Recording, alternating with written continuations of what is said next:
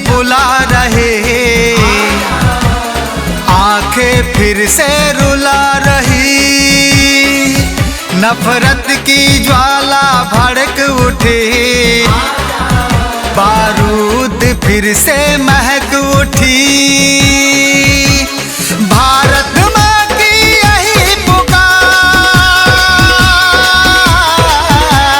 भारत माँ की यही पुकार, फिर से एक बार आजा। जय सुहेलदेव, आजा आजा आजा आजा आजा बहराइच के राजा, तुझे पुकारे तेरी प्रजा। आजा बहराइच के राजा, तुझे पुकारे तेरी प्रजा।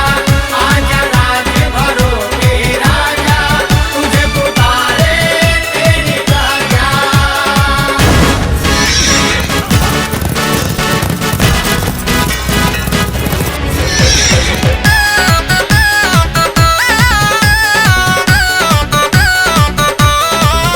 तूने दुखियों का उद्धार किया, मसयुद गाजी का संहार किया।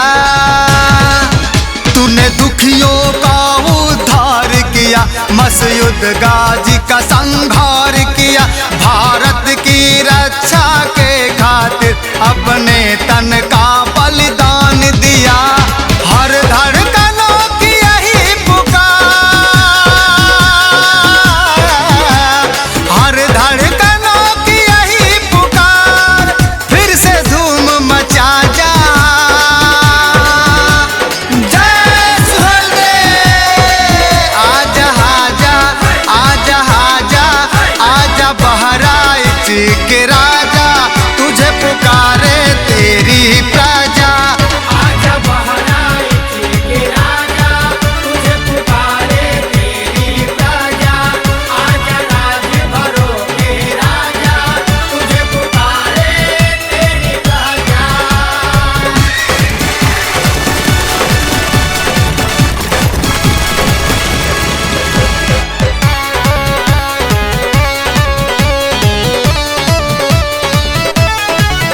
शिव शंभू का वरदान थे तुम, अपने कुल का अभिमान थे तुम।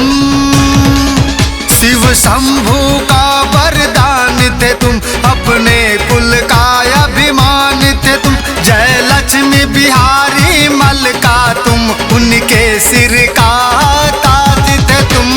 गौ हत्या के पाप से तूने, गौ हत्या के पाप से तूने खोला मोक्ष दरवाजा।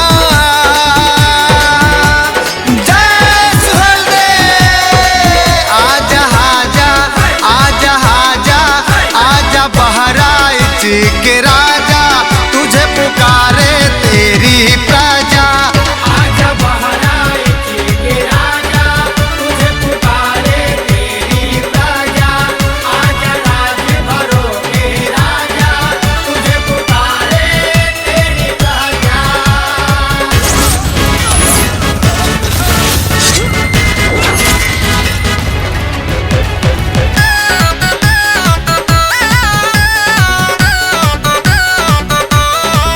यहाँ जात पात का भेद रहा, इंसानों का नामोल रहा।